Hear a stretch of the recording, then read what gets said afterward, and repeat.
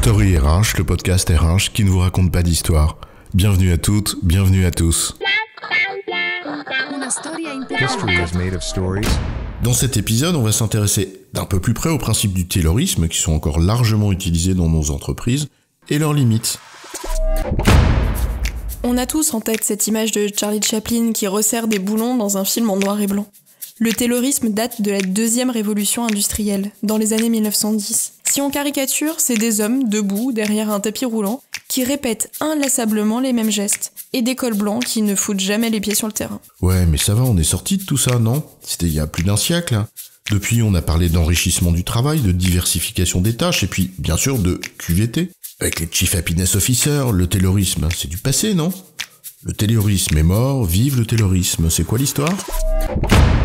Il est vrai que le taylorisme date un peu, mais il n'en est pas moins encore d'actualité, c'est ce que nous allons voir ensemble. Mais avant cela, comprenons bien les principes sous-jacents. L'organisation scientifique du travail, selon Taylor, repose sur deux divisions majeures. Une division verticale et une division horizontale.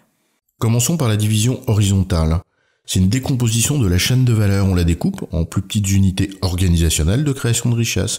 À l'origine, on va jusqu'à lister les tâches les plus élémentaires et hop, à chacun la sienne.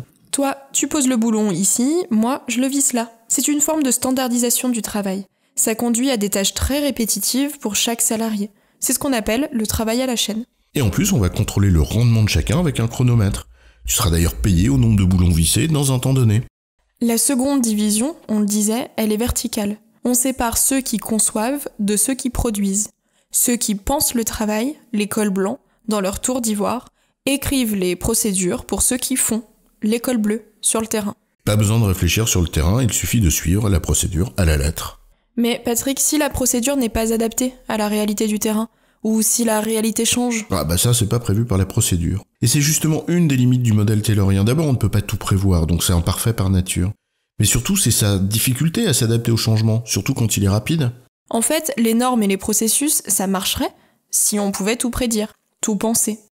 Mais rien n'est jamais comme prévu. Et en plus, le monde change. Il évolue, et vite. En d'autres termes, les processus sont par nature imparfaits et rigides. Et on se retrouve avec des organisations procédurières, incapables d'évoluer vite et donc en décalage avec le monde tel qu'il est, avec les situations réelles. Bref, la théorie et la pratique. Et donc les opérationnels sur le terrain qui se retrouvent avec des consignes qui n'ont pas forcément de sens au regard de la situation concrète à résoudre. D'où l'importance de libérer l'autonomie, mais c'est un autre sujet. Le problème de Taylor, au fond, c'est qu'il pensait qu'on ne demande pas aux personnes qui travaillent sur le terrain de penser. Ce qui est quand même un non-sens total. Et ça va même plus loin, et c'est la deuxième limite du taylorisme, l'appauvrissement du travail. Pour gagner en productivité, Taylor était convaincu qu'il fallait découper le travail en tâches pour éviter la perte de temps qui est liée au changement de tâche. Se déplacer, réfléchir à la prochaine action, etc. Ouais, et au fond, il a raison, on le voit bien quand on est interrompu. Oui, on perd le fil. Ouais, j'en étais où, moi, déjà ? Taylor avait raison, mais à court terme... Ah oui, c'est ça, au début, découper le travail en tâches, ça fonctionne, mais sur le long terme, répéter sans cesse la même action à l'infini, c'est lassant, voire déshumanisant. Et en plus, ce même découpage conduit à créer des silos. Et c'est la troisième et dernière limite que nous allons évoquer, même s'il y en a certainement d'autres. Chacun travaille dans son coin, moi je pense, toi tu appliques, ou l'inverse. Mais surtout, trêve de bavardage. Alors oui, chaque service va aller plus vite, mais pas sûr que le produit de sortie soit optimal. En gros, on souffle tous très fort dans notre tuyau d'orgue, mais on ne joue pas forcément la même partition. On s'est d'ailleurs rendu compte que si à court terme ce découpage permettait des gains de productivité, sur le long terme, la démotivation et le manque de communication qu'il engendrait conduisaient à des baisses de qualité des produits livrés. Oui, mais faut pas non plus jeter le bébé avec l'eau du bain. Bien sûr, les organisations dérivées du taylorisme ont des limites, mais on en a besoin pour assurer la productivité. En fait, c'est simple, il s'agit du seul modèle de productivité qu'on connaisse.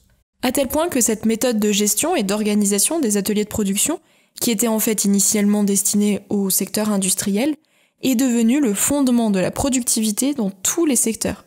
Et pour preuve, pour n'en citer qu'une seule, le concept de poste. C'est vrai que le concept de poste, il est présent dans la quasi-totalité des organisations. Il vient du taylorisme et de son découpage horizontal de la chaîne de valeur. En fait, le poste, c'est bien la plus petite unité organisationnelle de création de richesse quand on découpe cette chaîne. Du coup, c'est un peu le serpent qui se mord la queue. D'un côté, on a besoin de productivité, et le modèle taylorien est le seul modèle que l'on connaisse pour cela. Et de l'autre, conscient de ses limites lorsqu'il s'agit de s'adapter à un environnement changeant, on cherche à le dépasser, à l'ouvrir, à le transformer, pour permettre cette agilité que l'on appelle de nos vœux. Il n'y a en effet pas de modèle miracle pour répondre à ce double enjeu, à savoir allier productivité et agilité en même temps. La récurrence des modes managériales est d'ailleurs assez révélatrice à ce sujet. Elle montre bien que nous n'avons pas solutionné un problème aussi complexe que structurant, à savoir la rigidité d'un modèle taylorien qui ne peut pas s'adapter seul à un environnement changeant. En résumé, le modèle taylorien est le seul modèle d'organisation du travail que l'on connaisse pour favoriser la productivité. Cependant, le découpage horizontal et vertical sur lequel il repose conduit à plusieurs limites qu'il convient de dépasser pour allier productivité et agilité. J'ai bon, chef ? Oui, tu as bon, mais on va pas en faire toute une histoire. Story RH, le podcast RH qui ne vous raconte pas d'histoire. Retrouvez tous les épisodes sur storyrh.fr.